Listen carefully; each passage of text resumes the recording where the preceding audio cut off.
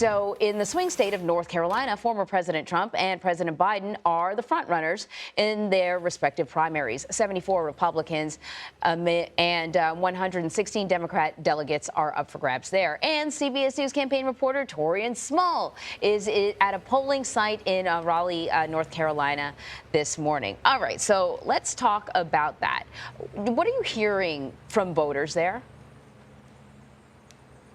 Yeah, Anne-Marie, what's interesting, I've talked to what can only be described as an enigma of a voting bloc, some black conservative voters who say they're not interested in Donald Trump. I've talked to some Democrats who say that they're uncommitted to Joe Biden. It's a weird melting pot that I'm hearing here, but at the center of this, and I think the through line has been some of those top issues we've seen even in our polling. Republicans I talked to say immigration is still top of priority. For Democrats, it's abortion rights and democracy. Take a listen to what a few voters told me today.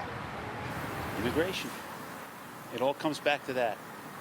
Without a border, we don't have a country. It's that simple. I am a woman. I'm a nurse. I have a child who is mixed race, who, if you saw him on the street, you would think he was African American. I have a sister who's disabled. All of those things have been targeted by the Republican administrations, and I'm terrified, honestly, about what our future could be.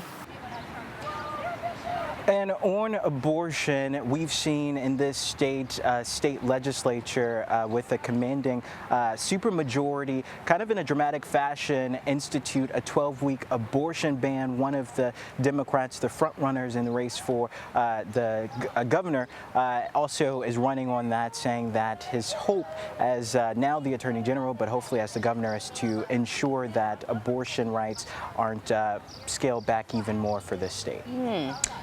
Is today expected to have any major implications for either party? Yeah, I think we're looking at it from kind of a down ballot up. The governor's race is drawing a lot more attention, I would say, especially now that the primary is still in a state where we know essentially who, or according to voters, we know essentially who the nominees will be. We see a lot of folks really leaning into this governor's race. Mark Robinson is a front runner for Republican. He's the current lieutenant governor, and he's been often described as far right. The current attorney general, Josh Stein, I actually talked to him yesterday. He said part of the reason why what makes this state so interesting is that voters do tend to split the ticket. Take a listen to what he told me. I won my attorney general race in 2016 and then again in 2020. Both times Trump carried North Carolina. The voters of North Carolina are very comfortable picking and choosing based on who they think will fight for them the hardest. This is also a state where Donald Trump won in 2020 by just over 1 percentage point. So the fact that this is the only battleground state in Super Tuesday is why a lot of eyes are here in North Carolina. Yeah, it makes sense. Really interesting. Taurean, thank you so much. So, of course, we'll be covering Super Tuesday throughout the day. You can stream it all right here on CBS News.